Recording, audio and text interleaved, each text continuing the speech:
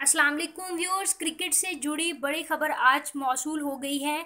शुएब मलिक ने ऐसा एजाज़ अपने नाम कर लिया है जो अभी तक विराट कोहली भी हासिल नहीं कर सके, और यकीनन ये उनका ख्वाब था। लेकिन शुएब मलिक ने ऐसा कौन सा एजाज़ अपने नाम किया है, ये तमाम तफसीलात हम आपको बताएंगे इस वीडियो में।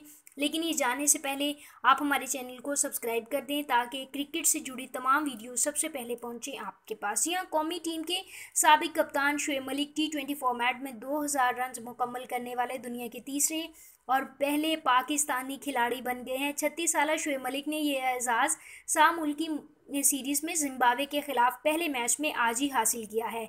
इनके अलावा भारत के कप्तान विराट कोहली के पास भी ये एजाज़ हासिल करने का सुनहरी मौका था, ताहम उन्होंने आयरलैंड के खिलाफ 0 रन स्कोर किया, जिसके बायस वो अब तक T20 क्रिकेट में 1992 रन स्कोर कर सके हैं। शुएब मलिक से कबल न्यूजीलैंड के साबिक कप्तान ब्रेंडन मैकलम और मार्ट गप्टिल ही T20 क्रिकेट में 2000 रन स्कोर करने में कामयाब हो चुके हैं।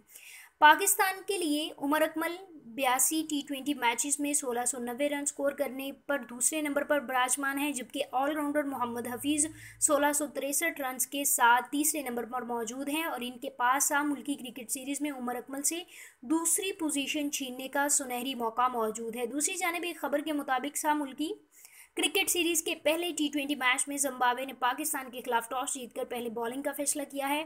कौमी टीम में एक तब्दीली की गई है और अहमद शहजाद की जगह मोहम्मद हफीज़ फ़खर जमान के साथ ओपनिंग करेंगे। पाकिस्तान T20 रैंकिंग की सबसे बेहतरीन टीम है, जबकि जिम्बाब्वे आलमी दर्जाबंदी में 12वें नंबर पर मौजूद है। सीरीज़ में शामिल तीसरी टीम ऑस्ट्रेलिया भी तीसरे नंबर पर विराजमान है।